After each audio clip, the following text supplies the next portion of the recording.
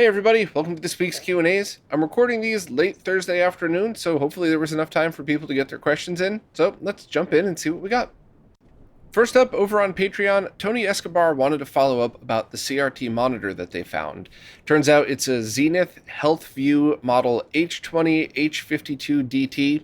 I'll leave the model number and a link to the manual in the description if anybody's interested. And they wanted to know how to hook it up and kind of what to do with it. And I did a little research, I read through the manual, and it seems that this is one of those CRTs that was mounted on the ceiling in hospital rooms or any kind of medical facilities where patients would be able to watch TV. This is actually, strangely, something I have a lot of experience with because the main use for the computers we used to design was exactly that. Flat panels on the end of an arm that would swing in front of the patient with a touchscreen on it so you could have TV and entertainment and all that right there. Before you make fun of me, this was pre-iPad. So that was innovative back then. Nowadays, I'm sure the first thing you would hear is, that's dumb, why not use an iPad? Right, that's why we don't do that anymore.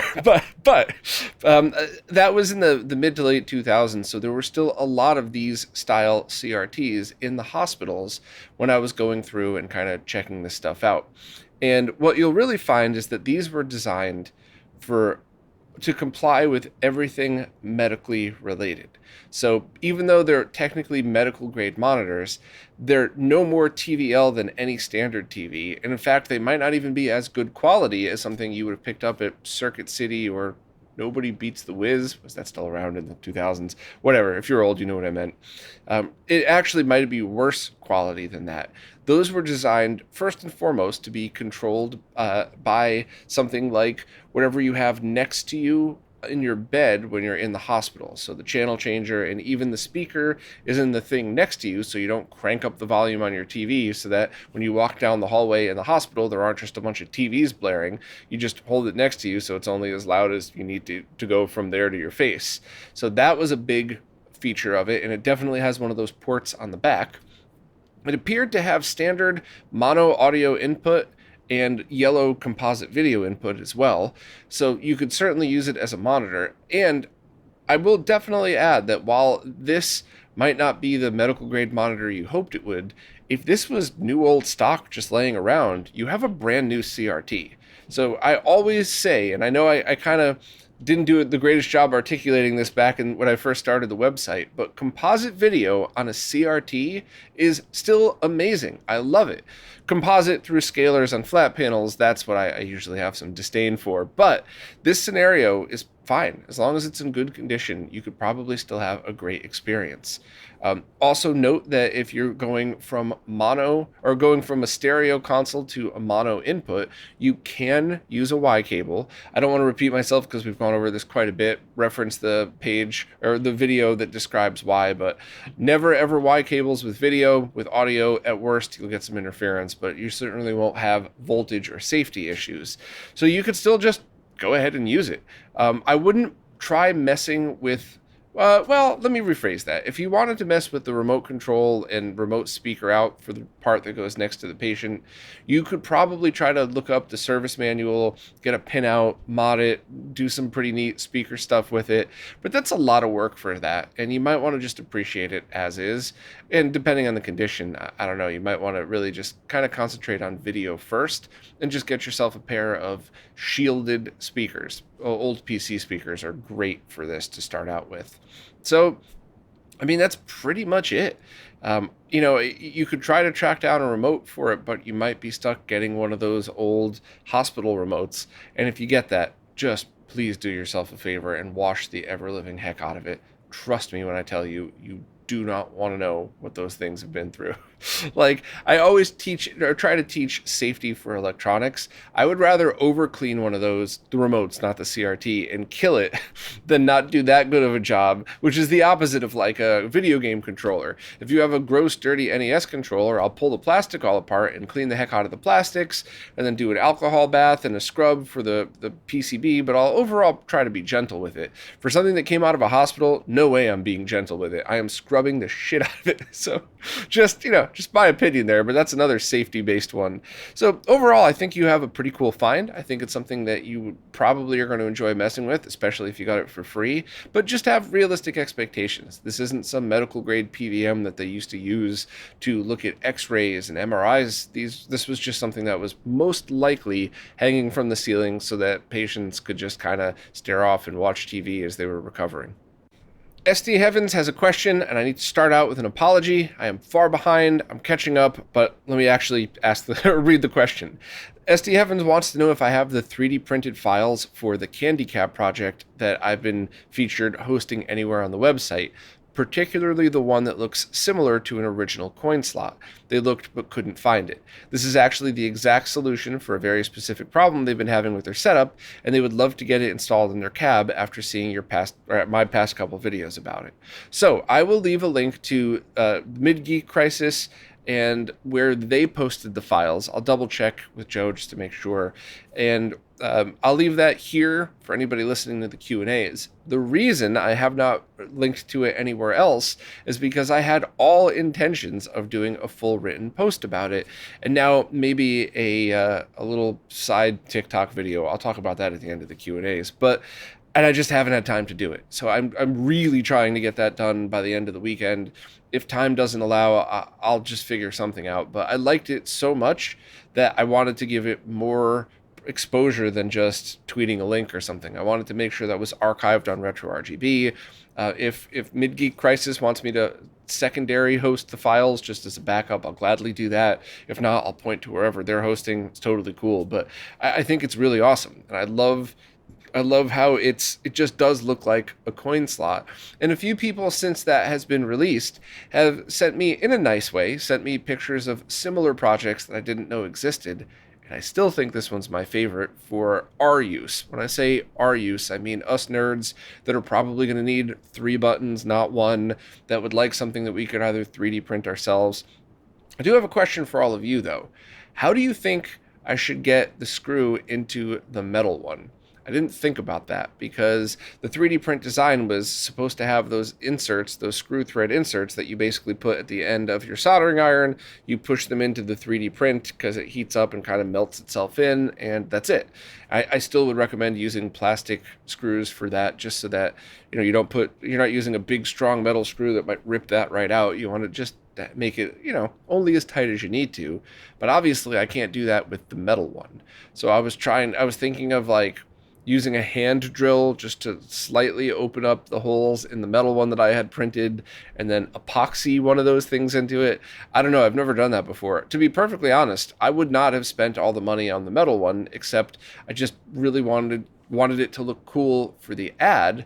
But I also just wanted to, I wanted to utilize that coupon that JLC PCB got me. And I was like, well, if they sent me a coupon, why don't I just go all out and get the best or most expensive one they have? And I ended up liking it. So I would like to have that one on my candy cap. Sorry, I got a gnat flying around in here.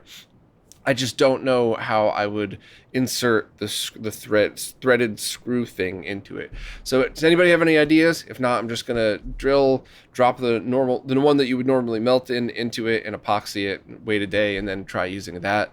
But I'm all ears. So SD Heavens, my apologies. I should have had that up for everybody, and my apologies to Mid-Geek Crisis as well. But I just wanted to make sure that I got the post up, pictures, how I did the metal one, and just kind of show a very brief overview of how to do it yourself. But I definitely like the project a lot. So thanks to Mid-Geek Crisis, and of course thanks to Tien Fong for doing the whole thing and just letting all of us have it for free. Raymond has a bunch of questions related to Mister, so I'm just going to kind of run through them quick just in the interest of everybody's time. First, is there a proper power off sequence for the Mister, or just cut the power? I'm 99.9% sure there isn't any power off sequence necessary, and in fact I don't even go back to the main menu when I'm done. I just hit the power button right on my Retro Castle case, or in the arcade boards or the arcade machines, I just power it off from the main power strip so everything goes off at once. I'm pretty sure that's not something you would have to worry about, but somebody chime in if anybody thinks I'm wrong about that. Next, how can you set up multiple configs for arcade cabinets and for standalone with HDMI stuff? That's just the Mr. INI alternative files. That's just something that I think I mostly talked about it in the context of direct video, but you could do it any way you'd like. Just remember that it's going to default to the main one with no user interaction. So you can power it up with your controller's up, down, left, or right button held down to power it in one of those alternative modes. Or you could boot it to the main mode and then go manually change. And I can't remember if it boots to the last loaded mode or if it always boots to the main mode. So you're going to want to check that out. But basically, I would just look a little bit more into the documentation on that. But you could have any combination of anything you would like, up to 4 total, the main and 3 alternates, which works out because, 4 directions on a D-pad. And I have the Retro Castle case I have for my Mister is the one that I use for testing, and I have crazy stuff programmed into that. My main is just basic generic, and then I have direct video, I have super resolution, I get a whole bunch of stuff programmed into that for this exact reason. So totally cool. You just want to research which settings for what and how to boot into which one. I can't remember off the top of my head, but that's documentation you'll want to read through anyway. Next, they are a Patreon supporter of Hotego, and they would like to know which other Patreons offer nice features to consider supporting. I have a hard time answering this because if I were rich, I would support the max tier level of everybody who contributes to Mister. So that's got to be something that you have to decide for yourself. I am not rich, so I contribute the minimum amount to everybody. And I'm sorry to all the amazing developers. I really wish I could jack up my payments, but the one thing that you all have to remember about supporting people on monthly support services like Patreon, Floatplane, whatever, is anything is better than nothing. So, and telling your friends. Because it's one of those things where if 10 people each donated $50 a month, that's amazing. But if 1,000 people each donated $1 a month, that's better for everybody. So just please, I think my suggestion to you, Raymond, would be go through and select which creators make the stuff that's the most important to you and start from there. But spread the word to anybody you know about this stuff and just politely remind people that all of this free stuff that we all benefit from can't be done without support. So it's just, something for all of us to keep in the back of our minds. And these monthly support services, people still talk so much shit about them, but really it allows for so many things to happen that would never, ever be viable without stuff like this. Hotego is an excellent example. I'm sorry to make this about me, but I'm an excellent example as well. I don't take sponsored reviews for this exact reason. You don't have to worry. Now, yes, I'm biased because I know a lot of developers and I know the work that went into a lot of this stuff. So I know some products are definitely going to be top tier, but that's personal bias based on my own testing. And I always show my proof in all of these reviews anyway. That's not bias because I have to give a good review, otherwise the sponsor won't pay me.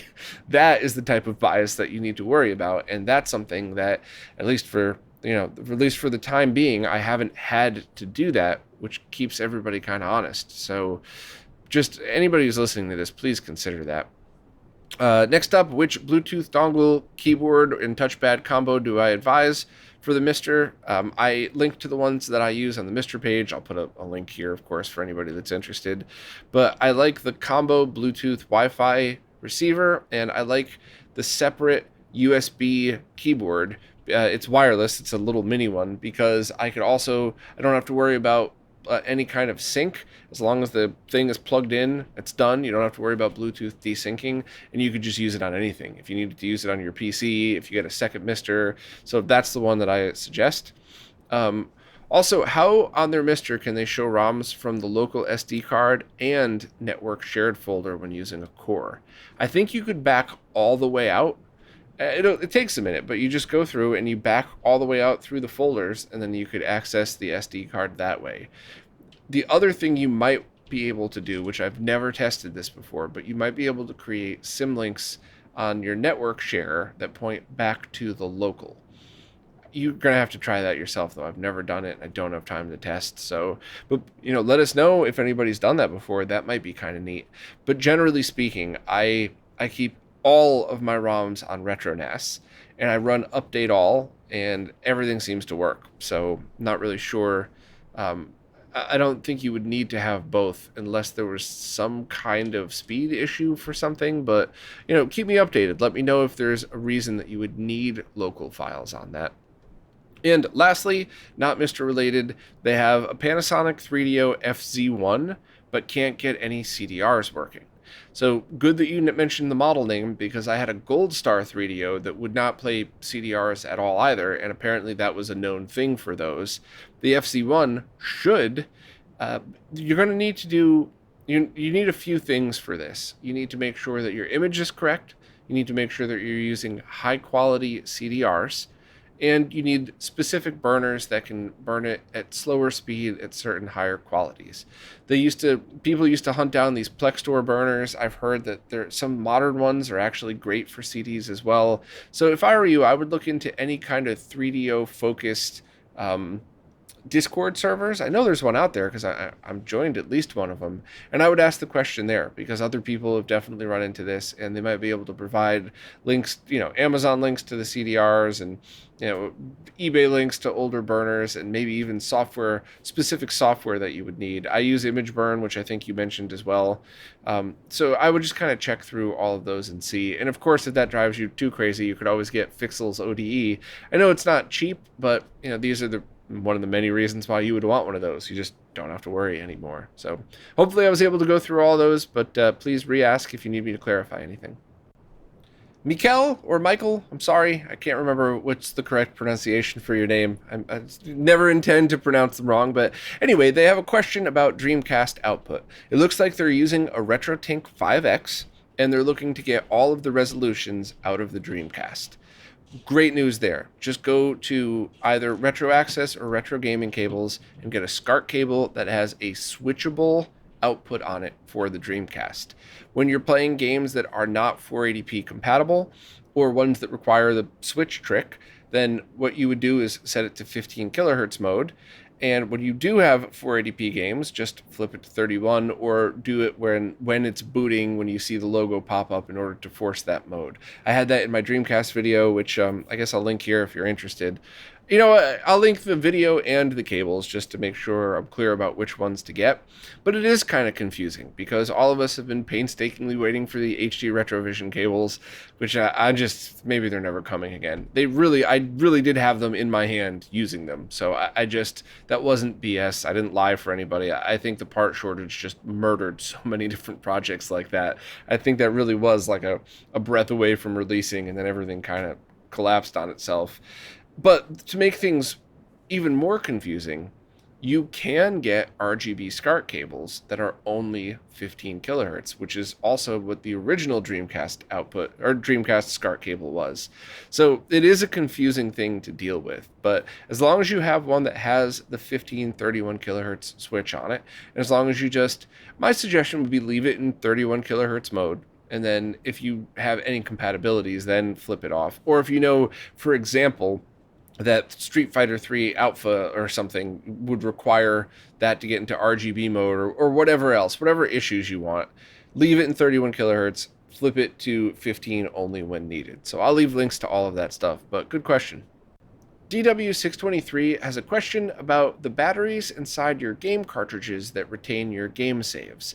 They want to know if brand matters or if generic is fine, and can you just use whatever coin cell batteries you find at the supermarket cheap and add your own tabs to the side, or if you need to buy them with those already added to it. I will gladly answer this question, but I'm getting a crazy sense of deja vu. I feel like I answered this exact same question a month or two ago.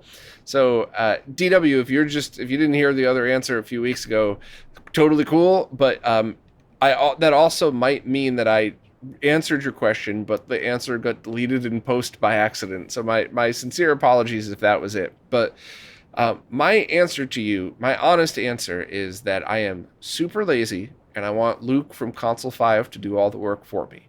So I just go to console5.com. I'll leave a link to the store in the description.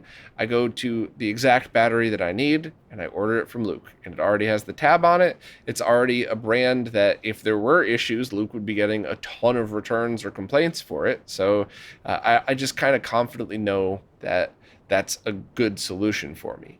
If that didn't exist, I personally, even though this might be wrong, this might not be accurate or scientifically correct, but it is my opinion that if I'm going to take the time to replace a cartridge battery, I don't want to cheap out on it.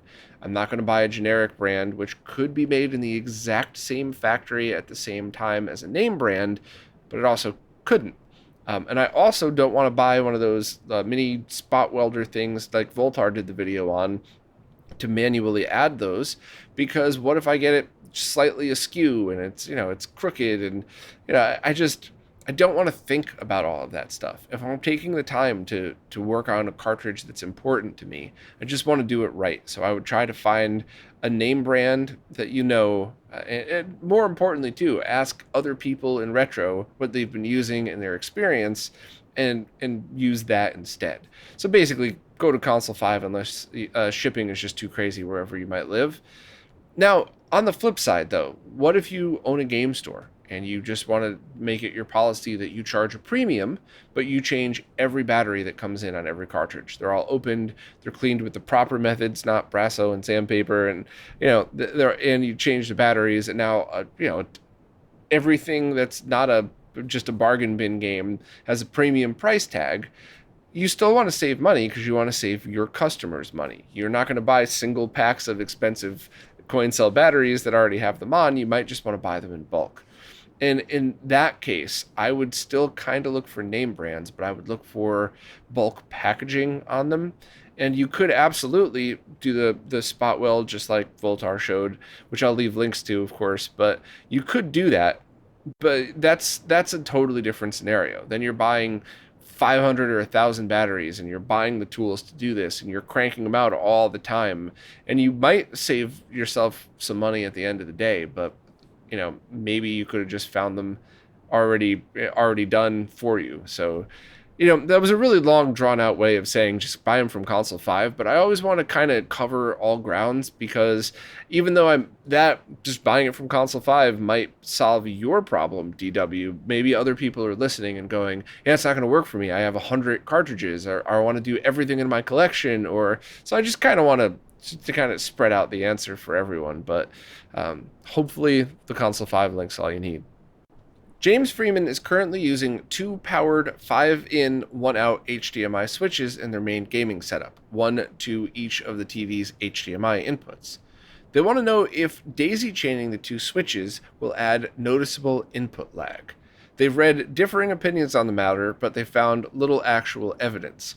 Are they better off just switching out the cords anytime they want to use a device from the other switch instead? So I'm really interested I'll answer your question in a second, but I'm interested on where you heard that would add lag. I think just off the top of my head, I can guess the community that told you that, but 0 lag added. And you could prove this with a time sleuth if you'd like. I've daisy chained a bunch of stuffs together. It's done a bunch of stuffs. Wow, I'm sharp today, aren't I? Bunch of switches together, and components and adapters. And in fact, lag testing retro gaming equipment or retro scalers or something is a video that I did a few years ago, where I put like a switch into a DAC, into a OSSC, into an ADC or whatever. I mean, I basically put like 6 things in a row, and the milliseconds did not change. So you should have 0 issues with that whatsoever. It is kind of funny to read people saying stuff like that online. However, as long as the switch doesn't advertise any kind of processing. So it would have to be a switch that had a frame buffer that offered different features like zoom or something else. But I can't imagine, I've seen a lot of those 5-in, 1-out switches. I own one myself, and they're all very basic. That's not an insult. It's just, it does exactly what you would expect. So I would not worry about that whatsoever. I think you're totally fine. And it would be kind of funny to hear where you heard the HDMI switches add lag thing. Yepo was looking for a recommendation for a fast 1080p projector for retro gaming. They don't want to go higher than 1080p because then they'd have to increase the resolution of all their sources, movies, etc. So I can only speak for the one that I own, and I love it. So I want to talk about that, give it a chance, because it's not quite what you're looking for, but it's also expensive. I mean, when it comes to home theater, it's cheap. When it comes to how much you would normally spend, maybe, I don't know, all that stuff's relative. It was expensive for me, but I want to talk about it for just a moment. And I do think you might end up going on eBay or something and picking up a used one instead. However, I have a BenQ TK700 STI, which is 4K HDR. And at 4K 60, it's just about a frame of lag, which is great for a projector. But if you drop it down to 1080p, you could go up to 240 hertz. And if you're a PC gamer, or if you use software emulation over PCs, then it drops to 4 milliseconds of latency. It's also a short throw projector, and it could go up to 100 inches at 6.5 feet. So why would I recommend this when you just said you don't want to go there? So you don't have to change the sources that you're using for this projector. You could just use it in 1080p mode and it should work completely fine. That might mean that the projector is doing a little bit of scaling, but overall, this is now kind of future-proofing to stay at 4K. However, if you use something like the OSSC DeX or the upcoming RetroTink 4K, it's probably a year away, you should be able to run things in 1080p 120. So you get the same advantages of BFI mode, black frame insertion, that you see on fancy OLEDs, which means much less motion blur. You have that advantage at 1080p. And for the short term, you could certainly just use whatever you have on it now. RetroTink 5X, 2K, whatever.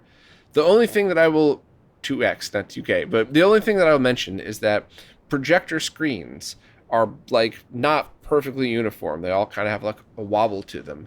Well, at least the ones I could afford. You could certainly get professional grade, perfectly smooth ones, but any kind of variation or wobble to it, you're not going to be able to use scan lines. It's just going to look insane because you're going to get it's not, you would almost think, oh, but the geometry of CRTs isn't perfect, so wouldn't it match that?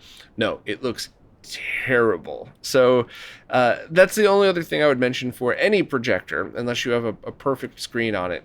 Scanline emulation isn't going to be the thing. But if you're looking for something new that you could do a lot of stuff on, supports 3D, so you could even use 3D PlayStation and Xbox 360 games.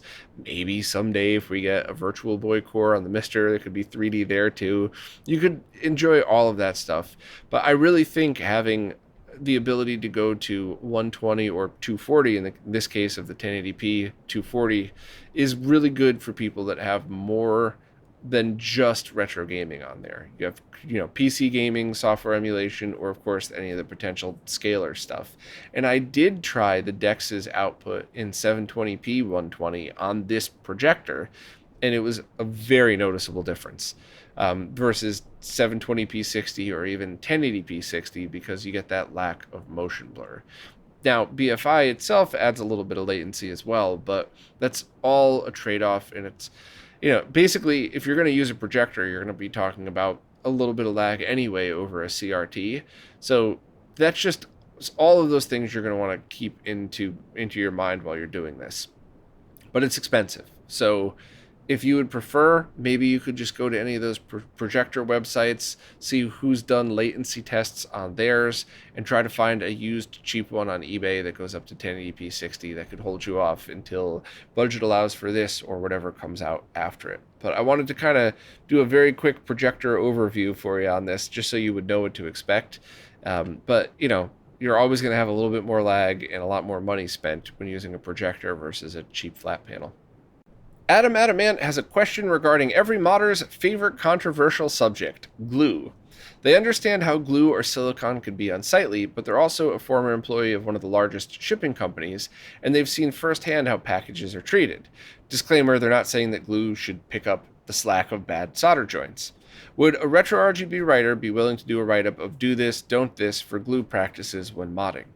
Voltar and I did that. We did a video making fun of my early mod work, some of which I was just ignorant about, and others I did the wrong thing when I said, hey, here's just a visual example. I cleaned this up after I was done, but here you go. Forgetting, and actually, to be honest, not even considering that people would be reading RetroRGB when it first was released, especially not considering people from around the world would, who don't speak English as their first or second language, so they're going by the pictures. So I accidentally, for a short period of time, showed some pretty bad practices.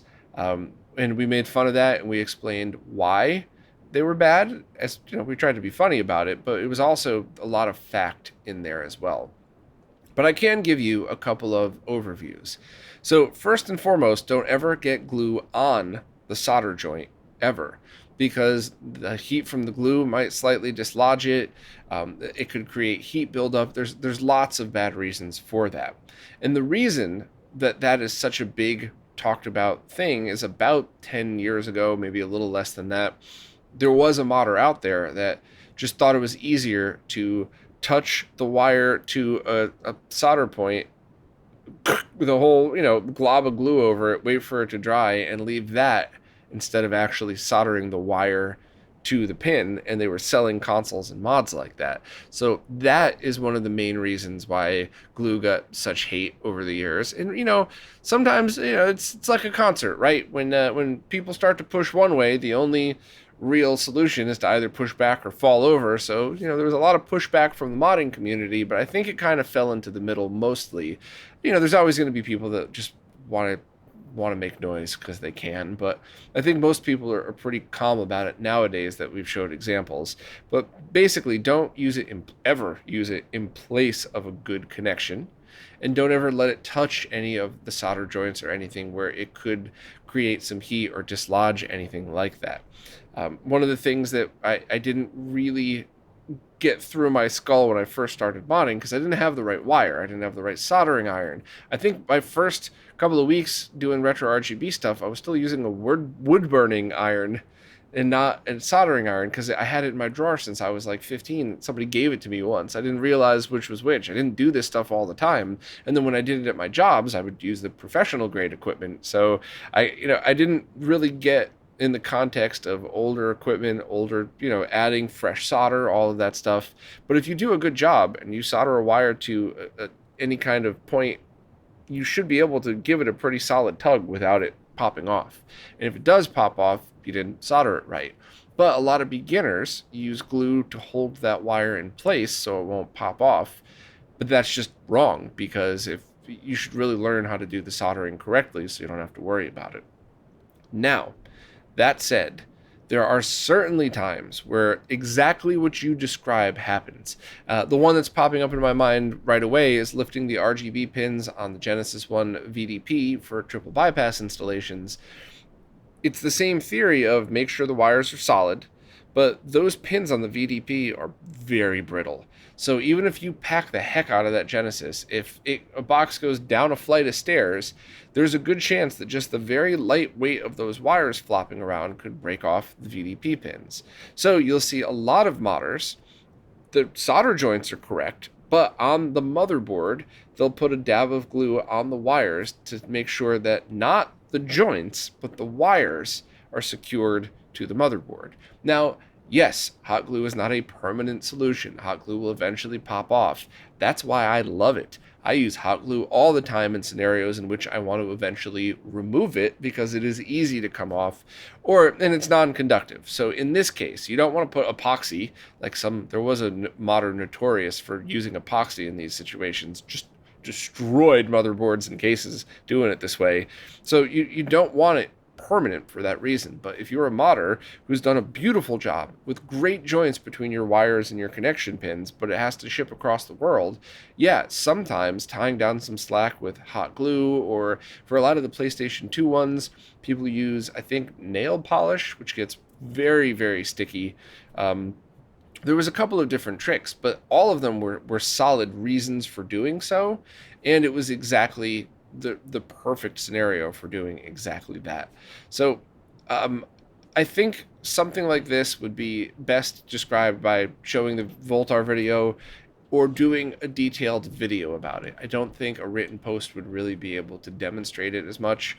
I think even talking about it here, probably talking too long about it, would be better than just a written post to show things like pulling on the wire to make sure your connection is tight, and why the slack of the wires might sometimes need to be tacked down. But hopefully this was like a quick 5-minute ish overview just to put things into perspective for people. But definitely please let me know your thoughts on it. And just if you don't really know what to look for and you're buying a console that has glue in it, the easiest thing is the glue on the wires securing it to the motherboard, or is it on solder joints? And is there an excessive amount, or is there just the right amount? And I think those should be very good visual examples of what to look for. There's exceptions for everything, of course, but I think that's a good starting point. Jason Guffey has a couple of questions. First, what experience or advice do I have, if any, as far as replacing an Xbox 360 disk drive? They know they're ID coded to the system, so a simple swap won't work, but apparently you could flash the firmware of your ID drive onto a new one. Have you ever done this before? No. And the Xbox 360 came out in a very weird part of my work life where I was traveling all over the planet for that job. And while I did have one right away because it also worked well with Windows Media Center, I think that's what they called it, XP Media Center Edition, and we were using that in some of our computer distributions. So I did have one, and I did use it for gaming and for an HD DVD drive, but I didn't really get into the modding scene because I just didn't have any time. And then fast forward all these years later, I just have Jose do all of my modding for me for stuff like that. So you might want to look into different forums or different places online. Of course, check the wiki. I'm sure Durf has a bunch of cool stuff up on there, but I'm going to be useless to you for that. Sorry. Next, they happened upon a Tandy TRS-80 and they don't know the first thing about it other than what they've seen in videos. I have one right up there, right there up on top that's waiting for it. I had one growing up as a kid, so I got one at a very good deal. I actually think I found it at Video Games New York, and it's been sitting there this whole time, and I eventually want to mod it. But let me continue with your question. Any suggestions on games or software to look for, or what they should do with it first? So what you should do with it first is just power it up to make sure you get a signal out of the RF output. As for games or software, I got nothing. I bought that for a blast of nostalgia, which I almost never do. I buy my games and consoles mostly to work on for RetroRGB, but when I do it for me personally, I buy them for the games. But this one I bought just because I thought it would be neat to kind of look up the software I saw as a kid and kind of look at it 35 years later or something with a fresh set of eyes to see how I would think of something like that today. But I don't know if there's anything on there really worth going after. But, all of these platforms have cool software, so I'm going to leave that up to the community. And when I eventually get mine up and running, then or redone or something, I'll kind of look into that as well. Should they look into RGB modding it too? And if so, could they keep native output options? Pretty sure it's only got RF and CVBS. I think it actually only has RF at all. I think that's the only output for it. I personally was going to do the S-Video mod because it was very easy to do, and I was going to remove the RF jack, or the RF box that's in it, and then I was going to have something there where an S-Video receptacle cable and like an RCA cable kind of hung out the back. Of course, on the inside there would be strain relief and all of that, and that way I could do a complete no-cut mod and just get S-Video and mono audio out of it. I do believe there are RGB mod kits for it, but that's going to have to be something that you decide how much effort you want to put in. You could do an S-Video mod fairly cheap and easily, and you might even be able to make your own with through-hole components if you'd like on a breadboard. But that's something I've yet to look into, and my goal in 2023 is to catch up on a lot of projects like that and probably do them all live stream-esque, and then hopefully get around to just like cutting up the live streams into one quick 10-minute overview video. But that's basically all I've got at this point, and hopefully by the time I get to those, I will tap into some of the very cool retro computer communities out there that might be able to help with all of that. Hector Santana wants to know why we don't see more converters that downgrade an image. Is it just a lack of demand or something else? Something else. So I guess the best way to explain this is to start with a console.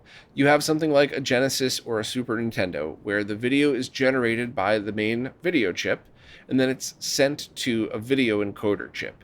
The Genesis has the Sony CXA, Nintendo uses a very similar version of that, and that takes the RGB signal and it amplifies it to proper RGB levels.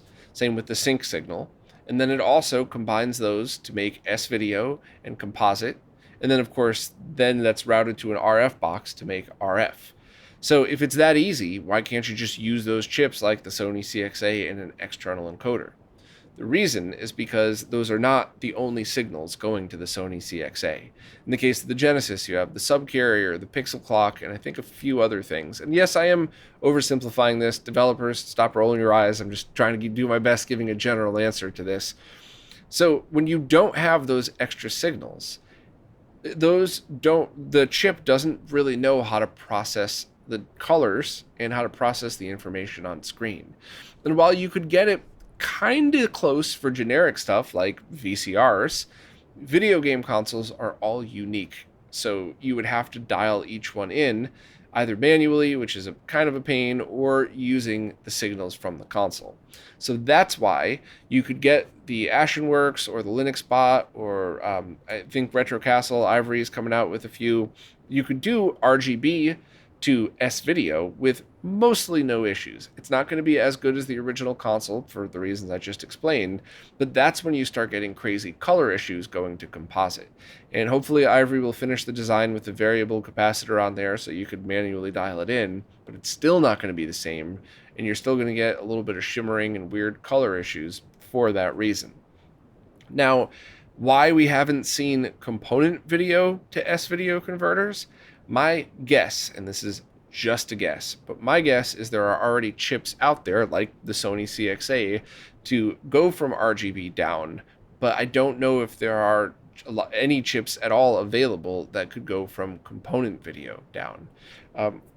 With going from S video to composite, you should be able to do that, but it's going to have the same issues that I just explained about the composite video not really looking as the way it should. Now, composite to RF is easy because that's basically just taking a composite video signal and mixing it in with an audio signal and then broadcasting it. So you could absolutely do that using an old VCR for pretty much free nowadays. You wouldn't see an external version of that, or it wouldn't be, I would be surprised to see one, because getting those RF encoders back in the day when they were making millions of them for VCRs and cable boxes and TVs, that's super easy. Where are you going to get them today? So you'd have to pay full price, you'd have to ramp up production, you'd have to make your own. So that's why I don't think you would see very many RF to composite or composite to RF homebrew projects out there, but those definitely do exist. Going to RF should be fairly easy with all the rest of the signals as well, but that is definitely one of those things where I do think that we would benefit from a device like that. And the reason that we haven't had something like that in retro is because, unlike video signals, lag is imperative to us. Because what are the two reasons that you would mainly want to convert higher end signals to lower end like that? The number one, I think, in our context is you already have your setup that's going directly into your, let's say, RetroTink 5X, going to your beautiful flat panel TV, but sometimes you just want an original experience on a CRT, and the CRT that you find only has composite video. So that would be a reason, and that kind of defeats the purpose, because it would be cheaper and easier just to swap your console's cable, RGB cable, out with a composite cable and plug it directly into your CRT whenever you're using it. And the other would be light guns. And this is the one case where just a millisecond of lag would be a big difference, because we could potentially do something like convert any of those signals, component video or RGB, to HDMI just by digitizing it, kind of like the pass-through mode of the RetroTink 2Xs, and then build a converter on the output side that could go from HDMI down to those other signals. And that should potentially work because you've now digitized it. And when you're going from digital to analog, you can include all of that extra information in your circuit. but that might add just enough latency so that light guns wouldn't work. And that's certainly something you could test with like plugging Composite into a RetroTink 2X, setting it to pass-through mode, and then taking one of those no latency HDMI to component video converters into your TV. Light guns won't work through that. So that's probably why most people haven't done it. And I'm pretty sure that's why Mike Chi hasn't done it, because you would essentially end up with a device that would be more expensive than the RetroTink 2X, because you have to add all of that extra external circuitry to it. But then you would end up not being able to use light guns anyway, defeating probably one of the main purposes for that. So while I tried to make your answer thorough so everybody listening could understand, but also more general so that you don't have to be a super nerd to understand it. So if anybody has any questions, let me know. I could certainly elaborate, but I just kind of wanted to give the basic overview for all of that. And I would love to see a lot more HDMI related stuff that goes like that, because I do think that there's just a couple of scenarios in which that might be pretty cool. And I think the RetroTink scenario going to a CRT might work even if you don't care about light gun games. So maybe an HDMI converter that goes from HDMI to component RGB, S-video, and composite video is something that the community would need, knowing that light guns probably aren't going to work. Maybe that's still something that's kind of cool. I don't know. So we could certainly look into that, but let us know in the comments what you think. Before I go, I just want to let you all know that I'm going to be trying something new in hopes to promote the channel better. So just a very quick overview.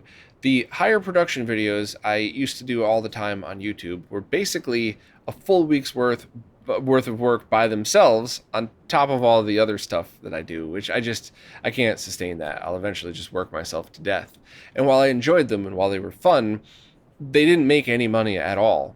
But they were the greatest marketing tool for the channel and the website and everything else. So people would see one of those fancy videos and see the higher production value and be able to jump in and understand something about a product and then subscribe to the channel. And then kind of that's their gateway drug to everything that we do at RetroRGB. But I can't sustain that anymore. So I am trying to figure out ways to, and I'll still, of course, do higher production videos, but there was a point there where I was doing like one a week and it was just killing me. So I'm trying to think of different ways to promote the channel so that it doesn't stay stagnant, because anybody that's ever worked in these types of industries knows if you have the same amount of followers for a couple of years, your income plummets. And then even though you'd think it'd stay the same, but it doesn't. It's kind of one of those shitty ways the world works type of things. So I'm trying to figure out other ways that I could introduce more people to what we do without spending an extra 30 hours a week on it. And somebody had given me a suggestion the other day that I thought was absolutely worth my time. Anytime I put out a higher production video, or anytime I do a live stream review of something that ends in a post, why not do a 30-second to maybe up to a minute little promo? And then take that, have a link to the post. I'm going to be doing one for the retro gaming cable SCART switch, so I would have a link to the post, and also where I did the mini review in the weekly roundup, and just kind of blast that out to all social media with the correct hashtags. And the hope would be that I spend an hour-ish, maybe 2 hours tops, doing some more promotion for the work that I do to try to get it in front of more people. And I feel like that is a very worthy experiment I'll get to the if in a second, but I feel like that's a very worthy experiment, because as long as I don't piss enough people off, then I think it's a good thing to try. I think it's a good experiment if I don't piss a lot of people off. And that's what I wanted to talk to you all about, because the people that listen to these are generally subscribers, supporters, and people whose opinions I very much value. So what's your thoughts on that? Do you really care if you see a YouTube Shorts pop up that's, less than a minute long and it's about something that you probably already know about? If you just look at that and you're like, I already heard Bob talk about this, why would I care? That's fine. It's totally fine. But are you going to see that and go, I'm so sick of this stuff cluttering up my YouTube feed, I just unsubscribe or mute or turn off the bell or something? Because every suggestion that I've had to build the website ends in alienating the people who are the core followers and supporters of this. So that's why I haven't taken a lot of the suggestions people have given, because while it would be good for the algorithm, that only matters today, right now. Good for the algorithm today, and pissing off the people who are keeping this going, that's not something I'm interested in doing. I appreciate all of your support so much. I want to get more stuff out to you, and I want to make sure that you all feel like this is a channel that's still worth subscribing to. But I got to do something else as well. I can't, you got to concentrate a little bit on the now, but also have some foresight into all of this. So I feel like doing short, less than 1 minute videos and just blasting them out across all social media and a YouTube short might be a pretty cool way to promote it. Maybe the answer is do it across all social media platforms and not YouTube, so you don't have the shorts cluttering up your feed. That would probably be my gut feeling on that one. But I'm going to sign up for all of them. And I know my friends have already had some very colorful remarks about, oh, you're on TikTok now. What dance are you going to learn? It's just the same exact stuff that I'm going to be posting everywhere else, and I don't even know if it's going to work. I tried that RetroRGB What's in the Box thing on Instagram. I did all the hashtags. I did a single post a day for almost a full year, and it did nothing. Now, the people that already do follow me on Instagram, I had a lot of great conversations, a lot of trips down memory lane with people. From an interacting with you awesome people point of view, it was a success. But from a, hey, maybe I could build Instagram to point more people to the rest of the stuff that I do, massive failure. Wasted my time of doing that every single day for almost a year. So I'm just trying to figure out other ways to promote this stuff. So let me know your thoughts. I know I probably talked for too long, but I always try to be transparent, which just pisses so many people off. I don't really get it, but I'd rather annoy you for honesty than annoy you for some BS that I'm spewing. So do you care? Does it matter? Are you just going to do what I do and say, well, I'm not interested, and move on? Or is it going to make it to the point where you're like, I'm sick of seeing this stuff, I'm unsubscribed? So let me know what you think. If you have any other suggestions, I'm all ears. But once again, I'm not taking any suggestions that are good for today that would kind of alienate people that have been with us for a long time I'm always looking forward as well. So anyway, thank you to everybody who participates in these. I always enjoy doing them. If for whatever reason I missed your question, please re-ask it, because I never intentionally skip a question, but it's a possibility that it got deleted in post. Whatever it is, just make sure to ask in the latest Q&A post, wherever it is that you support, because the way these services work, I can't figure out what's a new question on an old post, and I like just scrolling through in real time. Also, anywhere that you support, ask that question in the support post. It just so happens the past few weeks, most people have only been asking the questions on Patreon, and that's totally cool. I just want to make sure that you know that everybody who supports is eligible to ask questions for these. And if you don't support, if you're not in a position to, I still will try very hard to answer your question all over other platforms, but these weeklies are just a thank you for supporters. So don't want anybody else to feel like they're left out. Just hit me up on any of the social platforms and I'll try my best to answer the questions. But this is just a thank you for all of you awesome people. So thank you, and I'll see you next week.